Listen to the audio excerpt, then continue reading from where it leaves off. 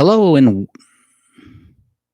hello and welcome to the 9:15 Friday AM edition of the Tech Guys Midnight Court. I am Pete the Tech Guy, half fedora, season 18 Doctor Who scarf today will travel, and I am coming to you live from the palatial The Tech Guy bedroom at 9:17 a.m. instead of at midnight last night when I normally do this, or 12:35 is when we normally do it, or midnight last night, which I was doing it because I had the day off because the microphone failed. So we decided I ordered a new microphone off of Amazon and decided to do it again. And I remembered this morning two things that I did not remember before. I remembered that I had a mic stand. So the microphone is on a mic stand, so I cannot bump it. So hopefully, not only does it give me hands-free, but to answer chat or something, but it means that I'm less likely to kick out. I have ordered a new microphone from Amazon. I did it directly after the podcast. When I listened at 11 minutes, it just died. And second thing I remembered is I have an 800 number. Back when I had my radio show, the syndicated show, The Tech Guy on the Radio, I bought an 800 number. And when the show went off the air, I never got rid of it because I said, sooner or later, I might need that 800 number. So I've taken the 800 number and I've programmed it to my home phone. So for the next half hour or so, if you are watching this live, you can call in and I can put you on speaker. Don't know if the mic will pick you up. I'm going to have to be my own call screener. So hopefully this might work. This might not work. It might be a disaster. We find out. But anyways, delighted to have you, reminding you all that you can find us at DaTechGuyblog.com, DaTechGuy blog.com. You can find us on YouTube, obviously, at the Tech Guy Blogs channel, and on Twitter at the Tech Guy Blog. And I'm going to retweet this stuff to see if we can get a few callers or get a few more viewers, because normally I am not streaming at this time. And we notice that I'm also at a different angle. You can actually see the Tim Tebow bobblehead and the like, because microphone stand works on the floor, had to go to the edge of the bed because got to sit up. And I'm a little louder today because my son is already at work and my wife is in the shower, because what we're going to do, you can't go to the beach. You can't really go anyplace or do anything. And it was her birthday. I couldn't, the chocolate place I was going to take her ended up closing. So I couldn't take her to buy chocolates. I can't take her out to dinner for her birthday. And, I could cook her for her at home, but now can cook for her at home every single day. There's not a lot of choices there. So what we're going to do is you can't go to the beach, but you can drive along the coast and look at the beach. And I'm at the age where a nice drive with my wife is a pleasant thing. And you can be social distancing while driving with your wife, and gas is now under $2 a gallon. So now's the time to do it. So we're going to tweet this out one more. Guys, AM Court streaming live now. Watch here. Call toll free 888-9 Fedora. And I'll tag Stacy McCain, see if he has an interest. And I'll tag Juliet. She's probably asleep.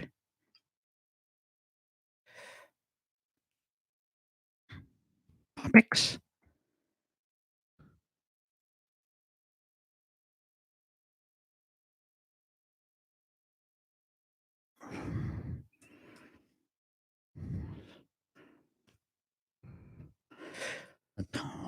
C-O-R-O-N host.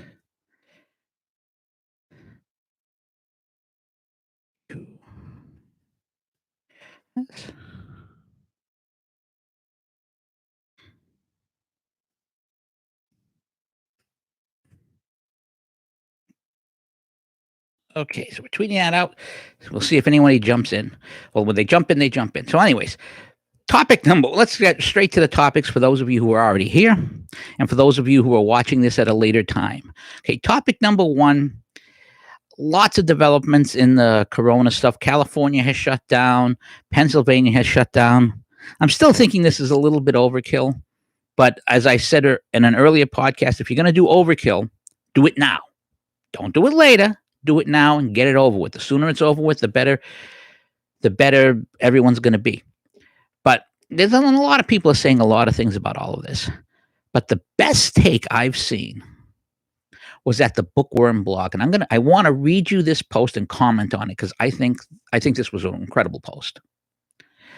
This is the name of the post is Coronavirus, Always Look on the Bright Side of Life, and it was updated. This went up March 17th. And I just love this post. I just loved this post. And I think this post is, if I had my radio show, this post would be the topic of the day and we'd all be discussing it. I mean, it's just that good. So the post is titled Coronavirus, Always Look on the Bright Side of Life. Don't get dragged down by all the coronavirus drama. Things in America aren't and won't be that bad, and things in the world may end up much better. I like optimism. America is an optimistic place, by the way. So every now and then I'll cut into the post, but this post needs to be read. And it begins, Dear Ms. Bookworm, my husband is going around saying we're all going to die. Actually, we are all going to die, just not of corona. It's very depressing because depressing being in the house with him. Any advice? Signed, I may have to kill my husband. And yes, a friend actually told me this. Now, being Sicilian, but I'm jumping out of the post. If you do have to kill your husband, remember lime, shovels, plastic. If you lived in a Sicilian neighborhood, they're right in front when you walk into the hardware store. So find a Sicilian neighborhood, find a hardware store that's open, lime, shovels, everything's right up front in case this advice doesn't work. Okay, back to the post. Dear Kill My Husband. First, you've always known that your husband, just like the American media, is a drama queen. Remember that drama queens live for moments such as this one. In their dreams, each one of them is the hero of the drama and be the hypochondriac with the headstone reading, I told you I was sick. While it's true that drama queens can be right because bad things do happen, it's impossible for a normal person to live life at that level of hysteria.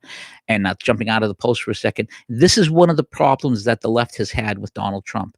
From the day he was elected, and maybe even before that, not as much before that because they thought he was doomed, but from the day he was elected, they've lived in hysteria, and you just can't keep up that much hysteria. It burns them out, and this is one of the reasons why they're going to lose very, very spectacularly. I mean, very spectacularly. It's going to be fun to watch them lose. Let's see, where was I? Blah, blah, blah. Okay. What provides emotional substance for them damages the rest of us. The answer, first and best answer, is to tune them out. Killing them only creates other problems, so you don't want to go there. And, like I said, shovels, lime, and so forth. It's a lot of work to get rid of a body. However, if you're sheltering in place, whether because the government is forcing you to do so or because you're a person of high risk of getting coronavirus, here are some happy thoughts. Not including links because I don't have time, but I assure you, you can find support for every happy thought. Number one, most Americans won't get sick, and most Americans who get sick won't die. I'm not great at math, but I'm pretty sure that that's a statistically correct truth. It is, by the way, and I am great at math. Number two, this is not 1348. We need to stop pretending that it is. Back in 1348, when the Black Death struck, no one understood disease transmission. They didn't know the rats and fleas were a problem. They also had no way to treat the disease. Although people in those days understood quarantining people who were manifestly ill, everything else they did was wrong. They congregated in churches, flagellants dressed the disease with them from town to town, and they had orgies driven by despair or just to make themselves feel better. Today we know that one. Okay, that's my line. Today we know exactly what the virus is and how it operates. We understand the mechanics of disease transmission and are effectuating social changes that slow the disease spread and help stop those other diseases from spreading. We've already got a vaccine trial in the works. We figured out that there are treatments that help. For example, chloroquine looks promising, as do plasma treatments. While a percentage of sick people sadly will die, we know how to minimize some of the worst effects of pneumonia, which is good for most patient outcomes. And not only is it not 1348, it's not 1918. The speed that we are going to develop this, and remember, this is a form of the flu. I know people say, don't call it the flu, it's much more death. It's the flu. It's a deadly flu. It's a dangerous flu. It's more dangerous than a regular flu from what people are saying in terms of transmission and so forth. But it's a type of flu. And that means that some people are going to catch it, some people are going to die, but it's not going to be everybody. And we're good at this. This is something that we've been doing for a while. Number 3, back to the story. Trump closed our borders early, which bought us time. The whole leftist world, inside and outside America, called him racist, but he was correct. Number 4, Mike Pence is proving to be a very effective administrator. That's not a surprise. Number 5, because modern people have the ability to be proactive when a crisis arrives rather than blaming comments or punishments from God, we will come up with a solution. And I believe that sooner rather than later. And again, what I've just talked about, the science, the labs going on there. And, prayer doesn't hurt either. The Pope did 2 good things: the prayer before the miraculous crucifix, the rosary around the world. A little bit of God on your side doesn't hurt either. Number 5, Trump was correct when he said that China was a threat, economically, militarily, and in other ways. Imagine where we'd be if we hadn't started cutting America's ties to China 3 years ago. Although the leftists and the media and government are parroting Chinese propaganda about China's response to the disease, ordinary people understand that China reacted horribly by burying the news and not treating the outbreak until it reached a crisis point. They know why Trump calls it the China virus, and it will not be lied to on the subject. And again, this is a question where people aren't stupid. People know this, and people are seeing this. The media is outing themselves, and it's very nice of the media to out themselves as Chinese agents. I know for myself, as a guy who has a blog, I've been getting a ridiculous amount of requests. We like to post on your site. We'd like to pay you for a site. And I say, all right, $75 if you want to do a sponsored guest post. I have to approve all posts. Once the I have to approve all posts is sent and people see I'm conservative, I support Trump, I blame China, they don't bother anymore because you're not going to be able to get the Chinese propaganda on. And believe me, the only emails that come faster to me these days are the fundraising emails from the GOP, which which is more annoying than social distancing, etc. But I digress. And by the way, one other thing about China, this is how communists act. The fact that communists are behaving badly is not a huge surprise because that's what communists do. They behave badly. They're very good at that. It is what communists do. It's what communists have always done. Why is anyone surprised, other than a Bernie bro, that communists are acting badly? It's hilarious that people are shocked by this. Again, I digress. Number 6, and this is one of my favorites. Every leftist idea is proving to be absolutely and completely wrong. And there's an A through whatever here, so let's go through them. A, the disease is hitting colder climates the hardest, which means the whole fear of global warming and the effects of a cooler planet were silly. B, single-use plastics are proving to be safer than multi-use products, whether shopping bags, plates, or cutlery. And I want to point out something here, getting away from this. G.K. Chesterton always said that he has a famous saying where if you want to, I'll let you take down this fence when you can explain to me why the fence is there. If you can explain why the fence was put up, then I'll let you take it down.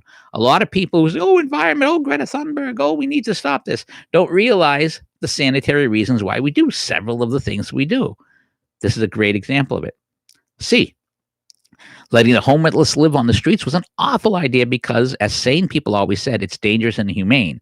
Turns homeless people into petri dishes for disease, which is both insanely cruel to those who are mentally ill and drug addicted and to the ordinary citizens who live downstream of the filth that homeless people generate. E, packing people into cities, something Democrats want because people packaged into cities are dependent on government and therefore vote left, is dangerous. Cities are super disease vectors with people jammed cheek and by jowl everywhere. Public transportation, apartment buildings, elevators. Maybe leftists will finally give up on the endless attacks on the suburbs and rural areas. And I have to take a little bit of issue here. Cities by themselves are not bad. People have been congregating in cities long before there were Democrats and liberals trying to take control of things. But the idea about attacking the suburbs and rural areas, especially areas that are providing you with food, just remember, if you're in the city, you're dependent on all those farmers that you made fun of for your food. So don't make fun of them anymore. Letter E.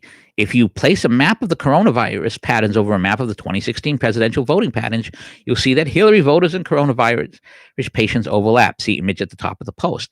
I don't wish ill on Hillary voters. I just suggest that they look at what they're doing personally and politically and decide to change. And again, I this is funny for two reasons. First of all, because since most Hillary people are urban people, and a lot of them travel. See, the reason why Seattle and New York have been centers of this is because of travel, and now Florida is in parts because of travel. Person who Seattle because there was a lot of travel to China, New York because there's a lot of travel from everywhere, and Florida because of the spring break idiots and people who were traveling there. That makes them natural places. If you're a rural person who's not traveling and people who are traveling and not going there, naturally you are going to get the virus less. This is just common sense. But the funny thing has been people tweeting online, oh, the Trump people are going to get the virus. Actually, if you're a blue area, you are more likely to get it simply because the blue areas are more urban. And as we said about cities, that's the issue. Letter F. Socialized medicine can't cope with an epidemic disease. I would argue that it can't cope with anything. As I tell my children, socialized medicine gives you access to a doctor, but that's all. It may take you 6 months to see that doctor, and you won't get any meaningful treatment, but you can still boast that you had free access. Socialized medicine has fewer doctors and fewer good doctors because there's no economic incentive to do the insanely hard work needed to be a good doctor. And yes, to be a good doctor, you have to be there's a lot of hard work, and the person who does it worst is still called doctor. The only way to get people into medicine is to lower the standards, which you don't want. You want to lower the standards of the guy fixing your brakes? Think about that. Because socialized medicine lacks adaptability and profit incentives of private enterprise, it is slow to adapt, slow to respond, as many fewer resources. Under socialized medicine, people will die. Finally, the lack of competition dulls the edge of treatment. If you can't say to your doctor or hospital, you suck, I'm going someplace else, the doctor or hospital has no incentive not to suck. Nothing improves because a critical mass of people always sink to the lowest common denominator of the behavior they can get away with. And people in China were finding that out. There was a great post that was linked at Instapundit on this, where this person had an adopted kid and they were in China and it was sick and they were standing in urine and stuff waiting. And people put up with it because that's all they had. That's all they knew. So you don't want this stuff. Number 7, and I know there were 2 number 5s, but they listed number 5 twice. More people will get bidets, whether they buy something cheap or fancy, or whether they make it themselves with a little spray and a T connection into the toilet line. In non-drought areas, this is more hygienic, uses less toilet paper, is much friendlier to the delicate tissues on your derriere. Sorry, Mr. Whipple, but it's true. I ain't getting a bidet. It takes up space. I'm not a plumber.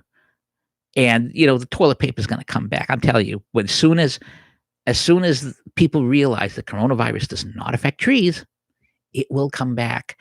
And there's going to be too much toilet paper in supermarkets.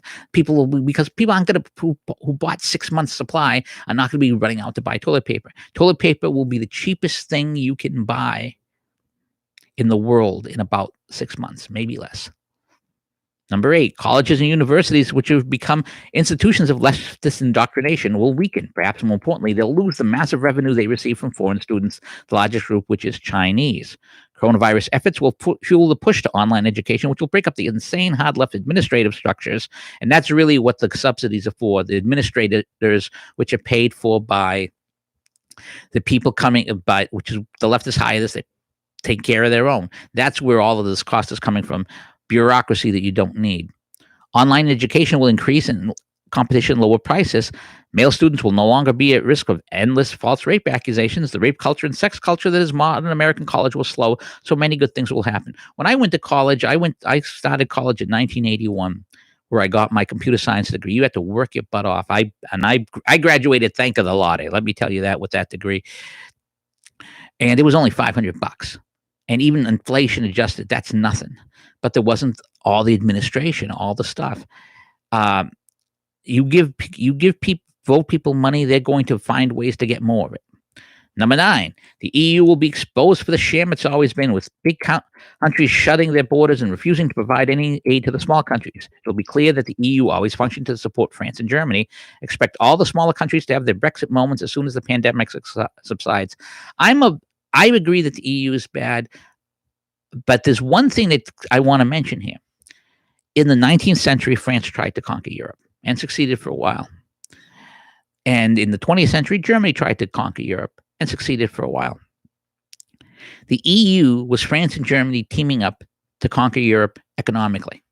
So basically, this was their replacement for starting a war to rule Europe. So France and Germany basically have used the EU to rule Europe, except for the British, who laughed at them a bit, and they laughed at the British a lot. But there's a great scene from the Yes Minister where Sir Humphrey is saying the reason we went in there was to cock it all up, so to speak, or to make a pig's breakfast is the word he used. The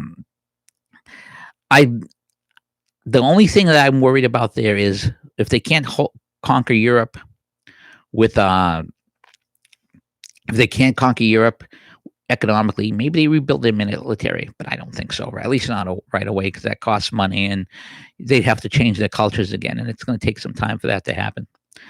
Number 10, because perhaps foolishly, I believe the coronavirus will not be a huge problem in America. I agree, by the way. Two things will become clear. A, Trump is a true leader. B, the Trump-hating media are piles of fecal matter. Enough said. One other thing. In my last podcast, which is called Brer Trump, Brer Donkey, and so forth, and the coronavirus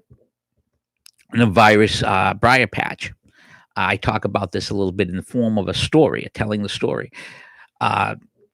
Trump is suited for this perfectly in an emergency. And it's going to make every day that the media attacks him for saying Kung flu, which is funny, by the way. First, they don't know who said it, and secondly, it's funny. These people need to get a joke. But when they're focusing on that, when people are worrying about if they're going to be able to pay the rent or feed themselves, it makes them look like the dolts they are. And the more they look like dolts, the better things are for Trump. That's been Trump. Trump's superpower has been to make these people expose themselves as idiots they are. Number 11, Iran's leadership has bungled its coronavirus response so badly, and so many of the upper echelon people are dying, that it's entirely possible the whole miserable mullah mass will finally fall, freeing the Iranian people. That's the biggest always look on the bright side of life bit of this. And I'd expand on that, but it's really expanded on well under number 12 here. Number 12, China, Iran, and Italy have a few things in common that are not too significant for America. And that's where the virus is hitting the hardest, those three countries. A, China is the common denominator because both Iran and Italy signed on to the Chinese economic scheme, which is the equivalent of getting a pinch of heroin from your local dealer. China gives you some money, then takes your nation away from you while flooding your nation with Chinese workers. And it turns out flooding your nation with Chinese virus. And Iran, that flood of Chinese people proved especially deleterious to the Iranian leadership, and it couldn't happen to a more deserving group of awful people. B, all three of these countries have socialized medicine. C, all three countries are among the most polluted nations in the world, which compromises people's lungs. D, all three countries have extremely high cigarette smoking rates, which compromises people's lungs. E, Italy has a huge cohort of elderly people, as I believe does China. I'm not sure about Iran, but the mullahs and their buddies are old. Older people have weaker immune systems, so these demographics are going to increase the mortality rate. My heart goes out to the people in all these countries. I hope the leadership in Iran and China fall, and I hope Italy gives up socialism. And one other thing about this, China played a little bit of propaganda with this in Italy, saying, you don't want to be racist, so hug a Chinese person. Now, so you had all these workers who were from Wuhan, believe it or not, in northern Italy. You don't see much of this in Sicily. No one's talking about the virus hitting Sicily, which is significant in my opinion. But you had all these Italians hugging all these Chinese people, many of them from Wuhan, at a time when the virus was deadly. So I'm sorry, you fall for the Chinese every time. Now, Italians are natural. We like hugging people anyways. We're Italians. But I'm sorry, you guys fell for it. I mean, there's a reason why my ancestors left Sicily. If Italy and Sicily was so wonderful, they would have stayed there instead of coming here. That's one of the things people say, oh, we love our old country. Oh, yeah, if your old country was all that nice, your grandparents wouldn't have left. Number 13, our free market will survive. The shortages are driven by people's fear of the finite contents of their home, not a fear of the products will vanish forever. We know that when settled down, when we've used our 200 rolls of toilet paper, we can once again go to the market and buy more. You can buy more now. I mean, every night they're restocking the shelves. I mean, some of it's selling out early, and some of the things like frozen pizza. God, frozen pizza. I mean, that's bad stuff. Make sure you cook it in the oven, by the way. Don't use your microwave. If you're going to be stuck at home, it's one thing to use it in the microwave if you're at work. But if you're at home anyways, use your oven. It almost tastes like pizza. Just a pro tip there. Celeste pizza in the oven versus Celeste pizza in the microwave. No comparison at all. No comparison at all. But like I said, there's going to be tons of toilet paper out there, and I don't understand this. Again, the cows didn't stop giving milk, so don't run to buy all the milk. Your taps have not stopped giving water, so you don't have to buy every bit of bottled water that there is. As I already explained about trees and toilet paper, how they're all going to be there. It's basically, if you live in a northern area where it snows, this basically happens before every snowstorm, but not on this level. So this is what it's like. There's a snowstorm every day, and sooner or later it's going to slow down, and there's going to be some of these things are going to be overstocked. It's going to be funny. 14. America's businesses, from Amazon to your corner grocery store to your local utility, are mostly responding magnificently to the troubles and doing their best to make essential goods and services to people. It's just not just Soylent Green, that's people. America is also people, and we have the best people in the world. And the nice thing is, Americans, because they're free, adapt. And because people are adapting, like one supermarket had the idea of hours for elderly people. So like Market Basket now does that too. And businesses and people are adapting. And that adapting has worked out great. So I think that this is going to turn out to be a winner. And I think that it's going to emphasize the superiority of capitalism, free market capitalism, over communism and socialism. Number 15, as the old song said, the best things in life are free. Take a walk, pet a dog, call a friend, knit a sweater, paint a picture, clean your attic. Most of all, get some sunshine. There's a world of things to do. Sincerely, Mrs. Brookworm. And she added a couple of other things. Number 16, people will become more supportive of Trump's border wall, including the Mexicans who do not want a bunch of infected spring break idiots from California coming over. Number 17, the corona scare is revealing how regulations strangle things.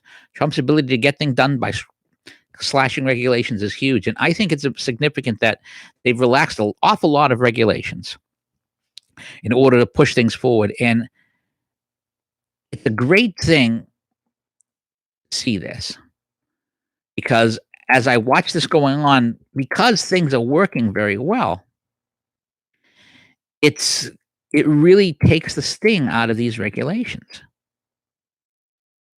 Now, she also has a follow-up post with some more bright side tips and some great illustrations of the media going nuts. I'm taking a look at that now. There's an infographic of epidemics, blah, blah, blah, blah, blah, protection against flu, blah, blah. Okay, here's something interesting. This is a 1920 influenza America thing that was put out by the captain, by the senior naval yard officer against influenza. I want to read this to you because I think this is funny and interesting. This is, again, 1920. It was put out during the great influenza epidemic. Influenza is spread through discharge from the eyes, nose, and mouth. Avoid persons with coughs and colds. If obliged to cough or sneeze yourself when near another person, turn the face or cover the mouth with a nose or handkerchief. And handkerchief should afterwards be sterilized by boiling or destroyed. Avoid common drinking cups. Do not extemporate promiscuity. Do not stand close to another person while conversing, and do not talk directly to them. Discharges from the mouth are disseminated while talking. Avoid poorly ventilated rooms and see that living and sleeping quarters are well ventilated. Avoid crowds, especially within doors. Spend as much time as possible in the open, especially the sunshine. Dress warmly. Avoid wet feet. Keep regular hours. And notice the promiscuous exportation. That's always a good rule. I mean, and I said in an earlier podcast how, the Jewish law, sanitary laws handed down to Moses, were very good. They emphasize washing. So, I mean, there's a reason why if you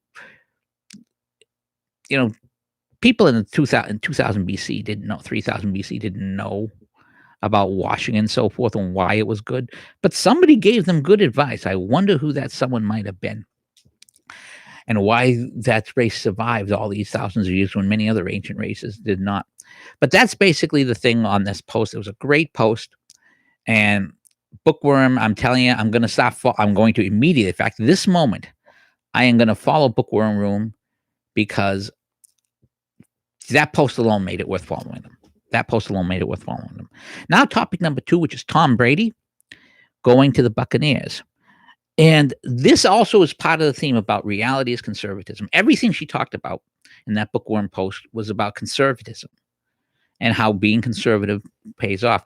And the reality, Tom Brady's reality is also conservative in the sense that the Patriots were very foolish to get rid of Brady, unless Brady just decided he wanted to go. Brady decided he wanted to go. I mean, he was stuck at the same job for 20 years. Maybe you want to go someplace else. Well, Brady decides he wants to go. He went. And he went to the Buccaneers. And people do not understand how much of a difference Tom Brady made for the Patriots and what kind of difference it's going to make for the Buccaneers. And I'm looking at it from an economic perspective. Now, maybe Bill Belichick wanted to move on. Maybe Brady wanted a new challenge. But if the Patriots were thinking, that's too much money to pay him. He's going to be 43. He's just not worth that money. I want to remind people that there's a reason why there was always a waiting list for seasons tickets and so forth. Let me remind you, this was the New England. I'm going to describe the New England Patriots 41 seasons before Tom Brady got there. In their 41 years before Brady, Patriots had a winning record 55% of the time. Now, by an odd coincidence, Tampa Bay has been around for 43 years, and they've had a winning record 30% of the time. New England Patriots, during their 41 years pre-Brady, won 11 or more games 14.6% of the time. Tampa Bay, in their 43 years without Brady, won 11 or more games 7% of the time. That was 3 seasons. Tampa Bay, by the way, came into the league in 1976. The Patriots, what were then the Boston Patriots, came into the AFL before the Super Bowl era in 1960. The Patriots won without Brady, won their division 12% of the time, so maybe every 8 years. Tampa Bay, without Brady, also won their division 12% of the time, so about every 8 years they've won their division 6 times. New England, without Brady, made the playoffs 24% of the time. It's not hard to make the NFL playoffs. You just have to play good a little bit. That's the Patriots. Tampa Bay has made the playoffs 23% of the time, although lately they haven't made it for the last 10 years. So it's been a bad stint for them. But that's about pretty much the same as the pre-Brady Patriots. After making the playoffs, the New England Patriots won at least one playoff game in the playoffs 9.7% of the time. Tampa Bay, when they made the playoffs, won at least one playoff game also 9% of the time. So 9% of their time in their whole time. So they won a playoff game 4 times. The New England Patriots went to the championship game 7% of the time, and they made it to the AFL championship once in the pre-Super Bowl era, so that's counted in there. And of the 7% of times in their history that they made it to the championship game before Brady, they won nothing.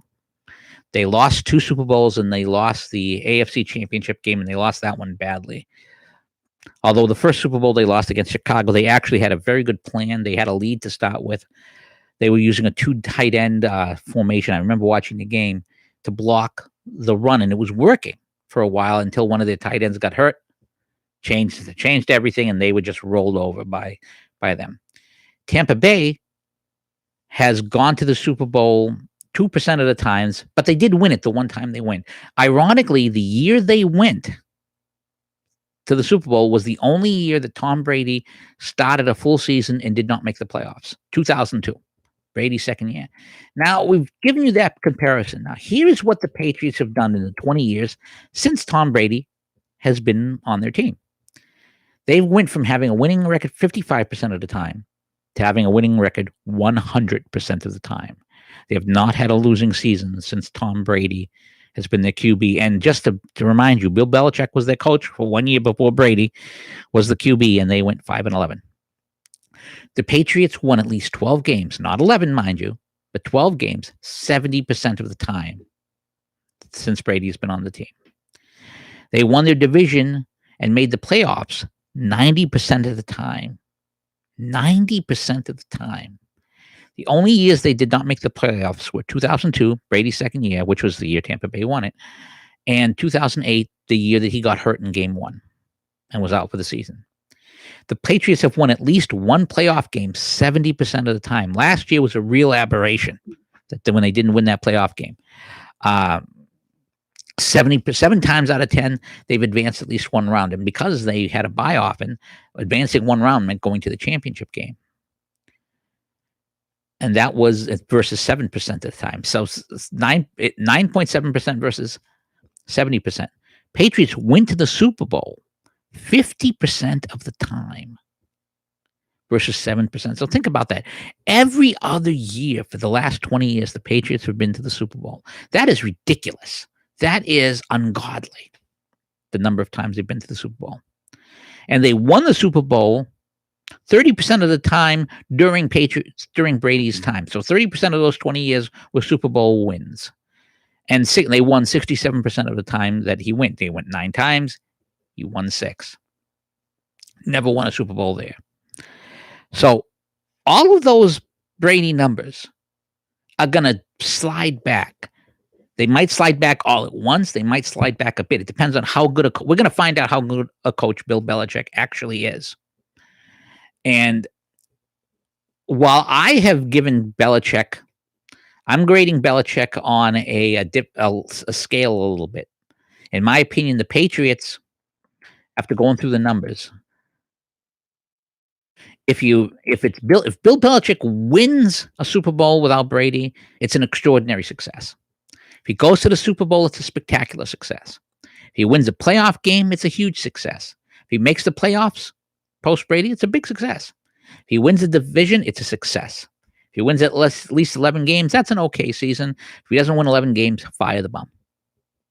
That's the scale that I would use. I don't think Patriots fans are going to be that generous. But the question is, what should the expectations be for Tampa Bay in the 3 years that they're going to have Brady, assuming he signs for 3 years because he says he wants to play till age 45. Expectation 1, winning record 100% of the time. They were 7-9 last year with a bad quarterback who threw 30 interceptions. Brady's going to win them at least 2 more games, at least. So 100% of the time, they should have a winning record. Now, this assumes that Brady doesn't get hurt, obviously. 10 or more games, I think that they should manage that 100% of the time, although it could be 67%, would not be unreasonable. Win the division, they should win it twice. They might only win it once, but they should win it twice. And the reason why they might only win it once is that Drew Brees and the Saints are in the same division. So there's tougher competition. Those are going to be great games. So Brees versus Brady twice a year is going to be great. I mean, that's going to be great football to watch. And I'm not a football creator. I watched football twice. I watched it when Steve Grogan played. I watched it when Tom Brady played because I love those two guys. Grogan because he was the toughest man on the field. Brady because he's the best that ever was. I love to watch things done right. Going to the championship game, they should get to at least one NFC championship game. Maybe 2, but at least 1. Again, and this obstacle there is Drew Brees. You have the NFC is better, so it's going to be a little harder. But they should make at least 1. And if they make it to the Super Bowl, it's always a 50-50 shot with the Super Bowl because you're playing against a good team. And you're probably playing against Patrick Mahomes, which a Brady Mahomes Super Bowl would be something to see. But that's what the expectations should be in Tampa Bay. But let me tell you what the expectations are at the moment. Tampa Bay was 29th in attendance. They would have 50,000 empty seats every game. As of today, the waiting list for season tickets is in the thousands. Maybe even the tens of thousands. The day after the Brady announced the word leaked that he was going to Tampa Bay, this waiting list for season tickets went from non-existent to like 5,000. And I bet you by now it's 10 or more. That waiting list in New England is going to disappear. And I want to point out the ripple effect this is going to have in Boston, in that one of the reasons why you had the Red Sox spend a lot of money and become good and win 4 World Series is that the Patriots constantly winning put pressure on them. Same with the Bruins, same with the Celtics.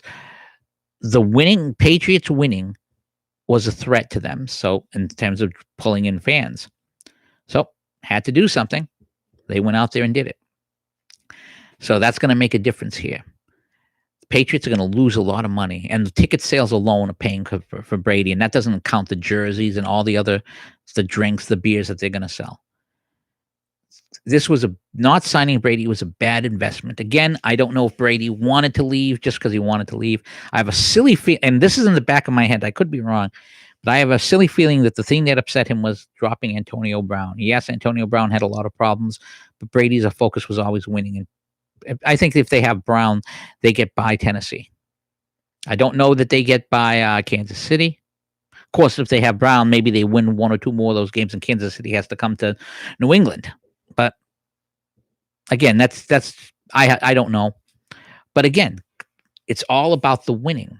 It's all about, and Brady's decision, a conservative decision, would have been paying Brady, because it would have been taking a look at the data and saying, this is what made us money. Didn't do it. Patriots are going to pay. And it's going to pay off for Tampa Bay. Now, it could be that Brady falls off the Max Kellerman cliff. He's been predicting it for 10 years. And it could all fall apart. But for at least 1 year, they're going to be sold out in Tampa Bay. And they will be very, very happy about it. Now, we've gone a lot longer than I expected. So we're going to get to our final topic, and we're going to do it fast. Social distancing. I laugh about this because my brother Dominic,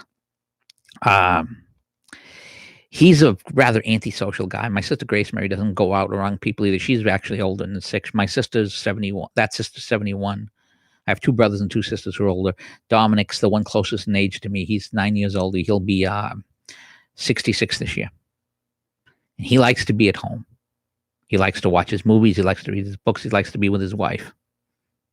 And he likes to joke about that Dilbert thing, about this. What is this friends thing that people keep talking about? He is the master of social distancing, or as we would call it, anti-social distancing. And now he's the trend. Same with my sister Grace Mary. She doesn't go out around people a lot. Of course, she's been sick lately, but masters of social distancing. There are a lot of things worth doing, and some of those were in that post that we read earlier. But, if you have a wife and a family, I have one son who lives at home, one son who lives elsewhere in town. I didn't have a family to not be with them. My mother often said that about their house. She didn't travel because I didn't get a house so to be someplace else. I didn't have a family to not be around them. Your family and your home are special things. There's always something that you can do, either constructive that needs to be done, or just the presence. I have found that I enjoy just sitting in a room with my wife, just knowing she's there. And these are simple pleasures. These are pleasures that humans appreciated in the days before Twitter, in the days before computers, in the days before TV. Remember, TV isn't all that old. TV only came in standard houses, standard in houses in the mid 50s, like 8 years before I was born. When my parents were around, there was no TV. Radio was a big. My grandfather would sit in front of the radio and listen to stuff. I remember there was a story my mother would tell about how he was going to sit down and listen to the. My mother used to take the sports scores. She would score the baseball games for him, and she would also. My grandfather, who was a barber, said, "All right, I want everyone quiet. I'm going to listen to the fights," because Joe Louis was fighting Max Schmeling one year, and Schmeling got knocked out in the first round. And when he finally got down to sit down, he's over there. But the fight's already over. What do you mean the fight's over? But there's all these little things, and these little things are a lot more precious than a retweet. So take advantage of these things, because in 6 months, in fact, it's not even going to be 6 months when things are back to normal. You're going to, some people are going to find that there's some value in this. And it's not as addictive. It's not as fancy as getting the retweets, getting social attention. But I think you're going to like it. Well, that's all the time we have. I promised my wife, like I said, we're going to go out and drive on the coast. I'm going to fill up her tank, and we're going to go. Thank you for joining us here on the Tech Guys AM Court. And you know what? I think I might, I think we might do this in the morning from now on, because that way I can utilize the phone and so forth. Maybe get a few more viewers. Well, we'll do midnight again on. We're going to do midnight again on Monday. But I think on Fridays we're going to do in the AM because my wife's usually helping out at the food bank in the morning. So and my son will be off at work, so I won't bother either one of them. So we'll see you again Monday, 12:35 a.m. And then Friday, time to be announced. Time to be announced. But anyways, for those of you watching online and for those of you who came in watching it later, this is Pete the Tech Guy saying so long. Thank you so much for giving us some of your time. And again, you find us at thetechguyblog.com, DaTechGuyblog.com. You find us on Twitter and YouTube at the Tech Guy Blogs channel or the Tech Guy Blog. You can find me on WQPH 89.3 FM every Saturday at noon Eastern Standard Time. The show is Your Prayer Intentions. We have a great interview with Kendra Von Eck, part 3 of a 5-part interview with her. You won't want to miss it. Until then, the Tech Guys AM Court is now adjourned. Take care. Oh, and if you like what you see, like the video, consider hitting the tip jar because that's one of the reasons why we did this, to increase the tip jar a little bit and increase the traffic. Take care and goodbye.